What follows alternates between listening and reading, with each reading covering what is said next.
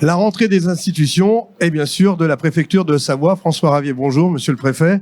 Bonjour. Vous êtes accompagné de Fabrice Pankouk. C'est l'occasion de parler de sujets qui vous est commun. J'imagine que vous avez une belle relation ces derniers temps et durant ces années.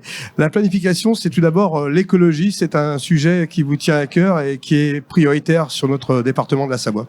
Prioritaire sur le département de la Savoie, prioritaire en France, dans la région Rhône-Alpes, puisque le processus est parti aussi le plus localement de la région Rhône-Alpes lors d'un rendez-vous à Lyon où une feuille de route régionale a pu être élaborée, dont nous, en Savoie, nous devons décliner les principaux objets. Nous avons un comité départemental de la planification écologique qui se déroulera tout début octobre, qui réunira la région, le département, les présidents de comités de communes et d'autres acteurs. 3 thèmes principaux, si on peut dire.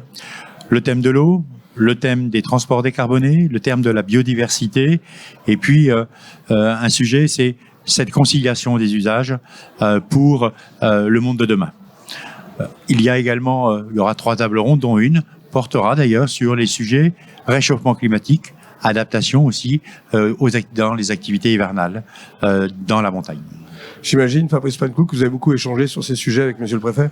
On a beaucoup échangé, mais j'ai envie de dire chacun dans son couloir, parce que la démarche qui est rappelée ici par monsieur le préfet est une démarche voulue par l'État.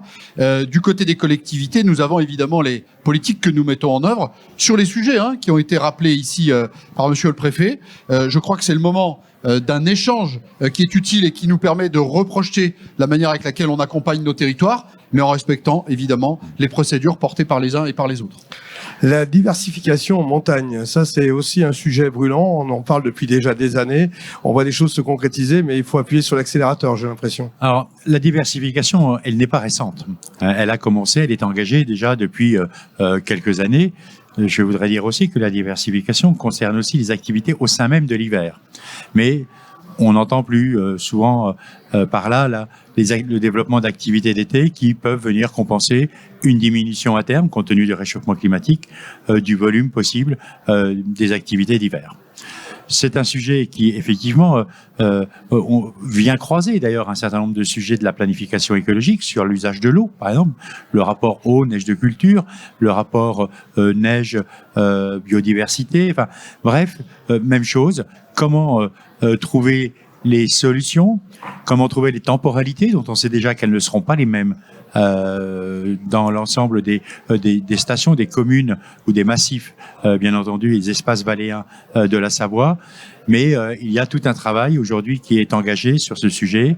Il nous faut sans doute l'accélérer puisque évidemment, on ne peut pas se diversifier, on ne peut pas recréer de la richesse en 1 ou 2 ans. C'est un sujet qui doit être un projet qui doit avoir l'avis aussi, bien sûr, de la population, aux élus de mener tout cela, à l'État de les aider. L'État, évidemment, est à leur côté, que ce soit le commissariat de massif pour une partie, mais aussi un certain nombre de fonds publics.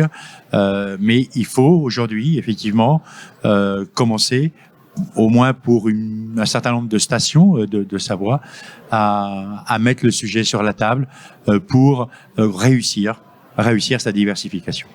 Diversification sur différents territoires, c'est pas toujours simple entre les stations de basse altitude et puis les grandes stations. Là-dessus aussi, vous avez quelques défis à relever, et c'est pas seulement un défi d'élus, c'est aussi un défi de tous les citoyens. C'est un défi de tous les citoyens. Moi, je voudrais dire sur ce point que cette question de la diversification, c'est aussi savoir regarder déjà comment, sur nos territoires, nous avons des héritages de notre économie. Parlons industrie. Un sujet important dans la diversification, parce qu'en réalité, plutôt que d'inventer autre chose, on peut aussi capitaliser déjà sur ce qui existe. Du côté de la région, ce sujet de la diversification, nous l'avons pris en main à 2 niveaux.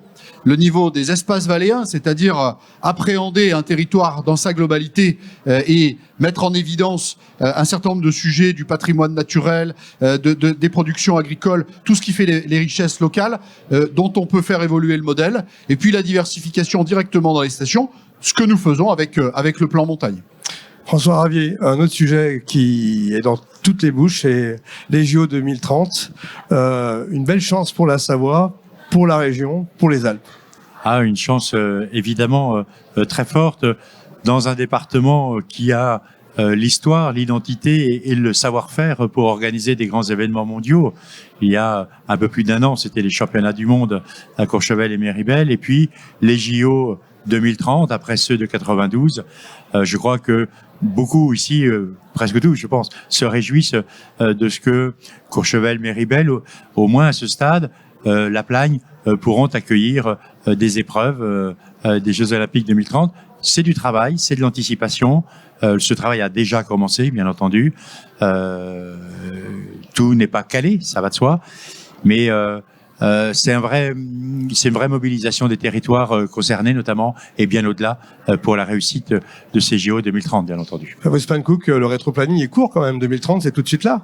Il est court, mais il est suffisamment long pour pouvoir réaliser. Et c'est bien qu'il soit court, parce que finalement, ça nous embarque tous. Et moi, je garde cette image absolument géniale qu'on avait eue lors d'une présentation à Bride, où on voit des jeunes skieurs qui nous disent voilà, maintenant mon projet, c'est de pouvoir être dans la team en 2030. Et là, on fait naître évidemment des vocations complémentaires. Monsieur le préfet, en étant sur la foire de Savoie, j'imagine que vous avez beaucoup d'échanges. Qu'est-ce que vous avez ressenti sur cette foire de Savoie? Un bon dynamisme? L'économie est là? Le dynamisme que connaît l'économie savoyarde, qui ne se dément pas d'une année sur l'autre. On voit bien que il y a beaucoup d'espoir aussi dans ce qui va se passer dans les semaines et les mois à venir.